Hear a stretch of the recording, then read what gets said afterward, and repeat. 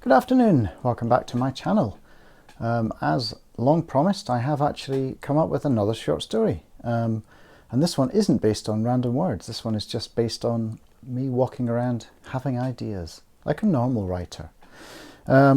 Speaking of being a normal writer, I have, as I recently mentioned, redesigned the cover for my book Running Coyote and Fallen Star, which is out now on Amazon, and this contains 48 short stories, many of which were published in literary magazines prior to being in this volume. So I would, obviously I'm a bit biased, but I would recommend it if you find any of these stories entertaining.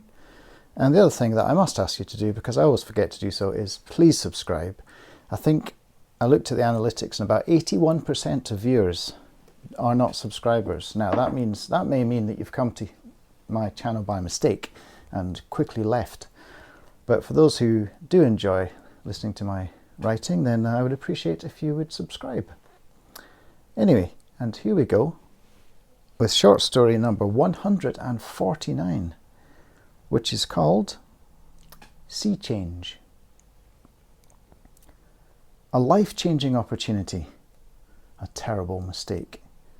The lonely writer oscillated between each possibility when considering the move from London's throbbing heart to the Kent coast.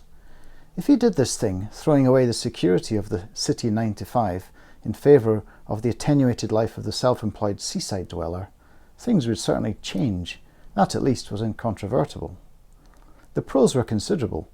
It felt almost tawdry to list the financial benefits of not living in one of the world's most expensive cities, while struggling with a significantly subpar income. However, it couldn't be denied that this was the main reason for his move. The lonely writer objected to paying almost 50% of his income for a flat in which the smoke alarm was regularly short-circuited by urine-scented water running through the ceiling from the flat above. He took exception to absolutely everything being priced just beyond their reasonably affordable, unless you knew the few tricks: Wetherspoon's brunches, charity shops, and the weekly Aldi pilgrimage. More importantly, having done the terrible thing, the writer felt that the opportunity to escape his own past, which he imagined trailing behind him like an invisible yet aromatic cloud, was a significant factor. Shame was hard to shake and had a habit of descending during his loneliest moments, reminding him of how dramatically he'd failed to slot himself into life as readily as his friends and acquaintances.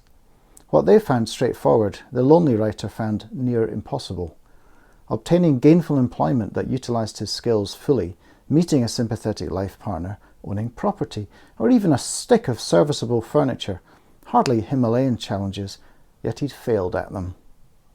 50 was now a fond memory, the next decade milestone unspeakable in its horror. As he strolled Westbrook Bay, kicking over strangely striated shells that resembled oysters, but surely couldn't be, the lonely writer sifted through the empty rooms he'd surveyed over the last 3 days. All of them residences more desirable than his West London domicile. Some of them offered sea views, something a Londoner would thrill at. His last flat had provided a vista of tortured brick, wind-whipped electrical cables in the corner of an advertising hoarding. Vorsprung durch Technik. Rise and shine. Your message could be seen by 50,000 commuters per day. Even less concrete a reason to move were the aspects of Margate that drew him.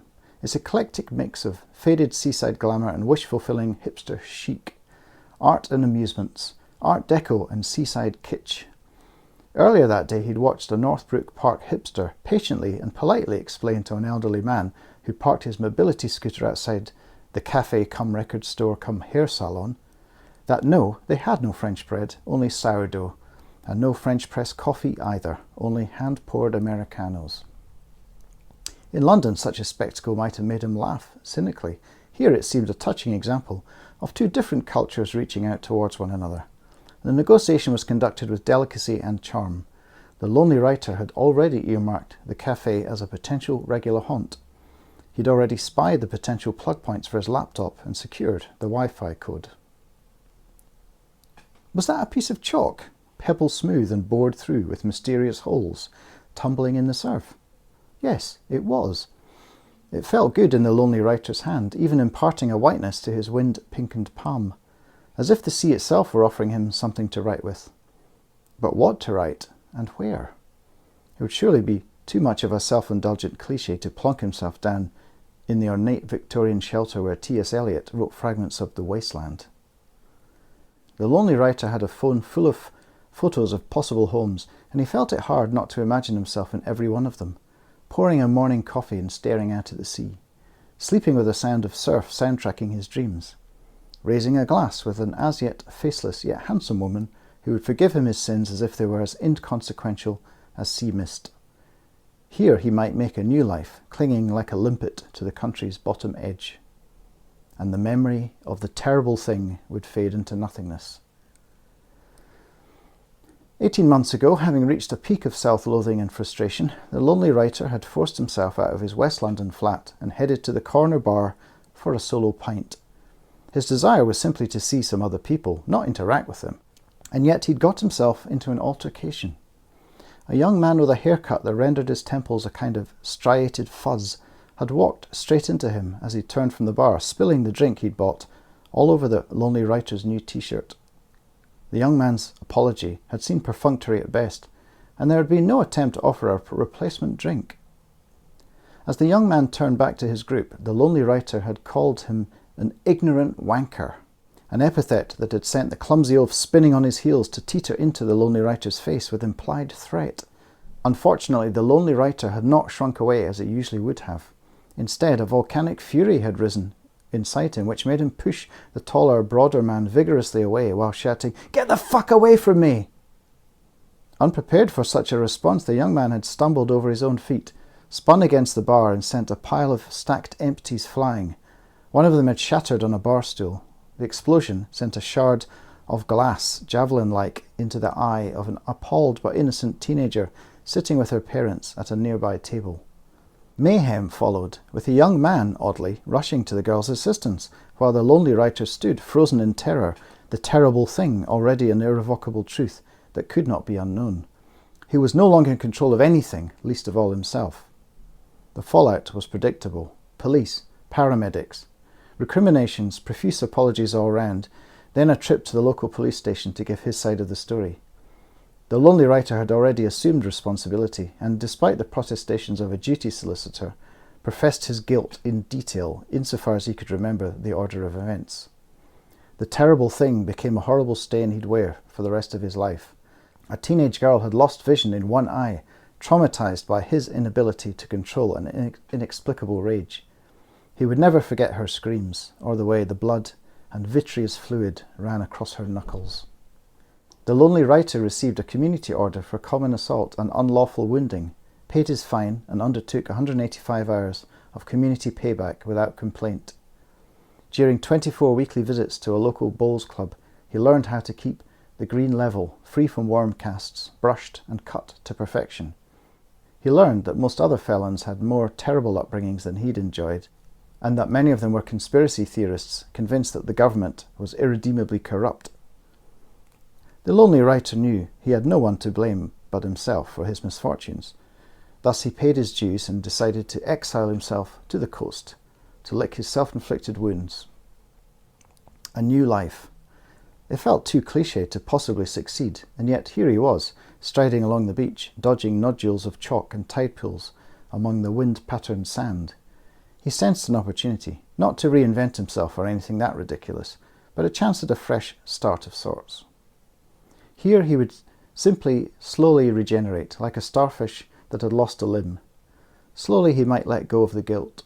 His first step would be to write a letter to the girl he had partially blinded, Abigail Macpherson, 19, with horrible irony, a trainee optometrist. He wouldn't write an email, he'd send a letter. Something she could easily discard or fold in store for rereading if that was more useful to her. A simple, straightforward apology with no caveats or quibbling. In a moment of idiocy he had grievously harmed a stranger. There was no evading that responsibility. The lonely writer decided to pause for a while before attending the letting agency office in person to hand over an application form for his preferred property. There was no point in attending the final viewing. He knew which view he preferred.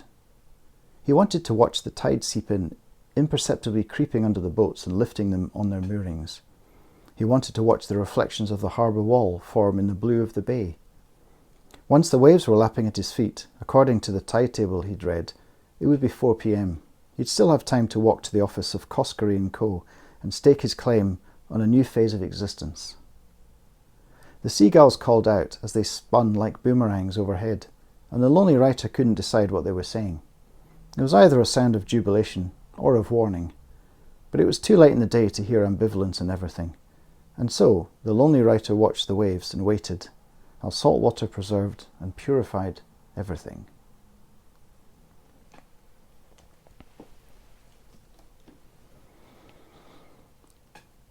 And there you go. And yes, quite a lot of that is autobiographical, apart from the terrible thing, obviously. But my experience wandering the beaches of Margate and looking for properties are in there. And yes, that was the first thing inspired by my new home, my home to be.